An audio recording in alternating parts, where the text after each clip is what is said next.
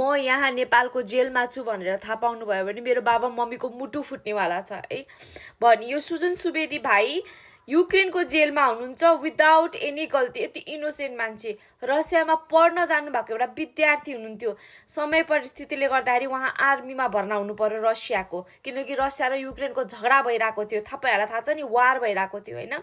र युक्रेनले चाहिँ अहिले उहाँलाई कब्जा गरेर जेलमा राखेको छ। उहाँले कति रिक्वेस्ट गर्नुभएको छ, मलाई मेरो देश फर्काऊ, रेणु दिदीसँग कुरा गर, मेरो बा आमा मलाई फर्काऊ, तर कसैले अपिल गरेको छैन।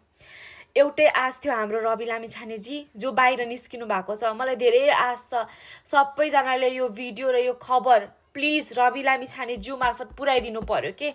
उहाँले पहिला पनि नेपाली चेलीहरू धेरै फर्काएर लिएर आउनु भएको छ र हाम्रो भाइ विपिन जोशी जस्तो नमारियोस्, हाम्रो भाइ नेपाल फर्कियोस्। प्लिज सबैजनाले यो भिडियो, यो न्युज सुजन सुवेदीको बारेमा रवि लामिछानेज्यूसम्म पुर्याउनु पर्यो कि कसैले केही गरेनन्। भएका जति सबै नेताहरूलाई पनि थाहा होला अथवा थाहा छैन मतलब छैन, कसैले केही गरेनन्। अब अर्को आश भनेको हाम्रो एउटै आश, अर्को होइन एउटै आश हो, रवि लामिछानेजी प्लिज प्लिज हाम्रो सुजन भाइलाई नेपाल फर्काउनु पर्यो है।